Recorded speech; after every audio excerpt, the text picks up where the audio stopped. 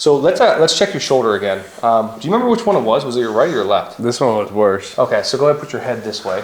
One of the things we always like to do is at the start of a session is try to do an assessment. It's not always going to be a table test like this, but because we did this last week, I'd like to check in, monitor it, and see exactly what is going on with his rotation. So just relax here, Ryan. You feel anything there? Yeah, it starts to crank on it a little bit. In the front of the back. Pull the scap up a tad. Okay, so that's kind of your end.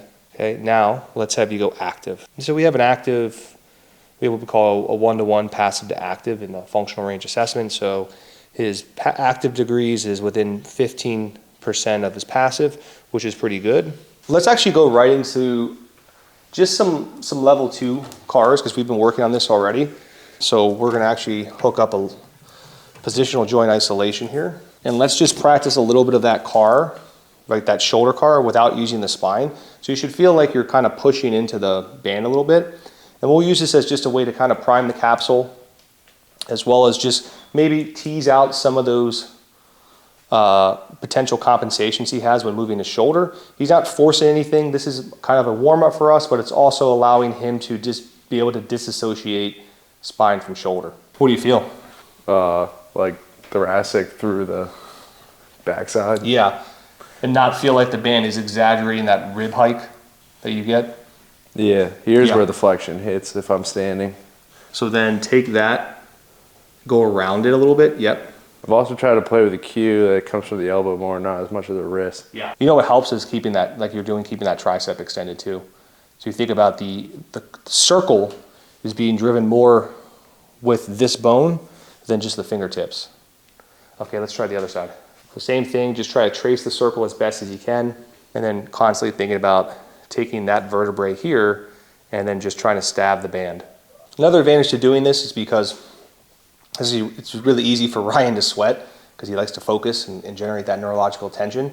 But this also will help just bring up his body heat, which is one of the purposes of a warm-up, is to increase circulation, as well as ideally priming the area that you're trying to focus on. Good, and then try to get that rotation here. Keep rotating, keep rotating. All right, so of all the stuff we've done for shoulder capsule, what do you like the most? I mean, we have your sleeper 2.0. Like, what do you like that's going to get? I've been playing around with just a traditional sleeper more. Traditional sleeper, yeah, we can do that. Yeah. Let's hit that on the table. And I don't know if you ever play with this, but sometimes I like to have this hanging over a little bit. So I think some of the keys of finding a really good stretch for internal rotation in the sleeper position is you want to make sure that if you can, you're keeping your shoulders stacked. You never want to feel too much stuff in the front because that's going to be more of that closing side. You want to feel it more in the back of the bottom shoulder, anywhere here. The other thing is keeping that bottom scapula pinned and then taking your sternum or your chest and sticking it out. The goal is to take your body, keep it rigid, and then trap your shoulder under your body and then apply a stretch through here. From here, start in light pails. So take that bottom arm, press it up into the top arm. Build up to like a 40%, 50% intensity. Then go to a light rails. So just reverse, keep the same effort. What we're doing is we're taking the shoulder, putting it in internal rotation with adduction, and then continually trying to work scapular cars. So this is part of that positional joint isolation bias, these certain types of very specific cars that we're working on. This allows us to basically get more specific and put certain tissues on stretch. So for him, this is going to be putting more of that posterior shoulder cuff stuff on stretch, and then he can actually learn to manipulate it by using the scapula. And with Ryan particularly, because he's pretty advanced in internal training, I'm not really giving him a lot of guidance in the sense of do 3 reps, or do this for a certain amount of time. Usually I'll use more time, but for him, he already knows how to explore and find stuff. So I just try to set up these situations where he can feel the tissue and then decide how much input he wants to put in there. Sometimes I'll give him guidance. If somebody else I have who's more new to the system, obviously I'm going to give them more guidance. But for him, because he knows what he's doing, my whole thing is try to feel this tissue right here and then just use the stuff around to explore. And you feel free to add as much intensity as you want to get as much neurological connection. When that intensity starts to die off or the train effect feels like it's no longer stimulatory, we're just kind of doing junk volume or junk time. We cut it and we move on to something else. He's doing a good job here. He's not letting this arm move too much. Like his connection point, where that's me, I have my watch here, but his connection point for his wrist isn't moving too much. So I'm not seeing this going up and down. This is staying biased in internal rotation, extension, and abduction, and then he can take that scapula and then just move it around. Work into that internal, external rotation.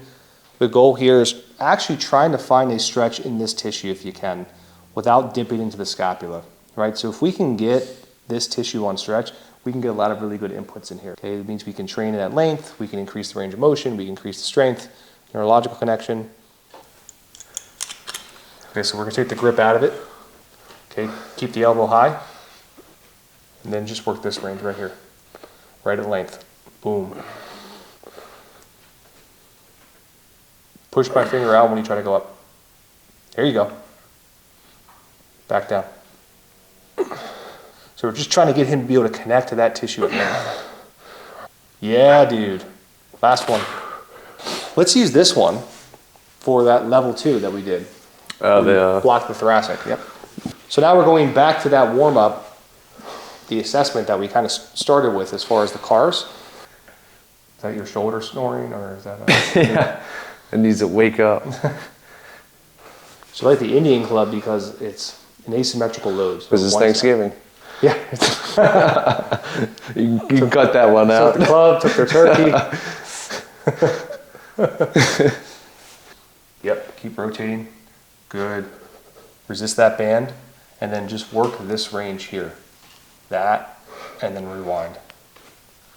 That's it. Get a good train stimulus there. Oh, shit. You good here? You all right? It's a huge stretch to the front. Okay, let's hang out here for a second. Can you try and pale? Yes. Yeah. So he's going to try to push this in, which is going to get more of this stuff to activate on stretch. How's that shoulder feeling? Pretty good? Pretty good, yeah, a little loose. Okay. Now, let's train some scapula. We'll finish up with some scap. So I want you to think about going through scapula cars, closed chain. We'll do a couple reps each way, and then we'll progress. Shit, I haven't done like this in a while. It's breaking my brain. It's breaking my brain. Breaking his brain. So yep, retract, elevate, protract, depress. If you're not training your scapula, you're missing out on a lot of stuff, because your scapula acts as a leverage point and an anchor point to transfer force from the spine to the arm, or to receive force from the arm to the spine. So a lot of times, most training is just going to consider the arm as a unit. It presses and it pushes and it pulls, but very little training programs actually accommodate for getting the scapula to not just move, but to be stronger in its movements. So in our channel, we actually have a whole class. If you check it out, where we have scapula-based training, just one class to get more training stimulus for the scapula. Let's have you do one arm at a time. So it'll be like this, like that.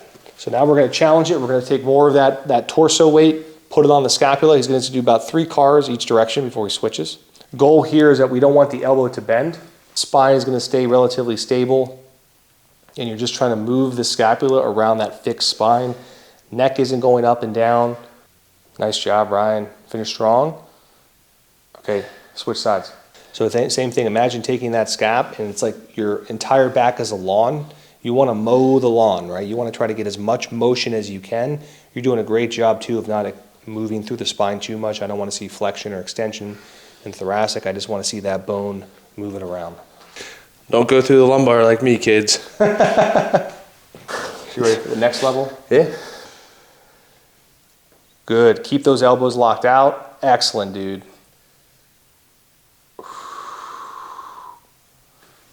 Roll through, go down, come back. Good, in reverse direction. Ryan's doing a great job too of controlling the speed. That's why we're only doing 3 reps. Each rep taking about 5 seconds, 10 seconds or so. Here's what we're gonna do. We're gonna do one more PJI, okay? You're gonna go on your back. Think about extending your spine as much as you can, right, over that block, and then you just hit some shoulder cars. Our intent with this is to take Ryan's spine, throw it in maximal extension, have him keep maximal extension, and then experience a shoulder car with that constraint. The other thing that we have is because we've changed the position, now gravity is going to be affecting more of that anterior tissue versus standing. And actually maintaining this bias is very neurologically intensive because a lot of times people will lose their bias to change the car. Good, Ryan. We're going to go one more rep. Have you go with a little bit of weight. Now, when you do this, think about pushing through your tailbone in the back of your head as if you were going to raise off of the block. So that way we know you're trying to reach maximal global extension and then just go through that car on your own. If you give a bias, you want to make sure they keep that bias. So I don't want him to lose any spinal extension, none, and then he experiences the shoulder with that constraint. Very advanced motion for people. That's why you want to make sure you have good normal cars before you introduce this and good workspace in the shoulder. Those are good. Yeah. The Q is good. I'll say that was a good one. Tailbone in the back of the head. Tailbone head. Yeah. You really can't not unless you're just. Because it's easy to kind of be passive here, right? I mean, it's still Yeah. hard, but you don't get as much as you could if you're active. Use everything else you can as well, driving your heels to the ground. Tailbone, pushing into the block, into the bench, back of the head into the bench. Keep rotating, keep rotating. Good, good, good, good. More, more. Awesome, bro. Awesome. Good stuff.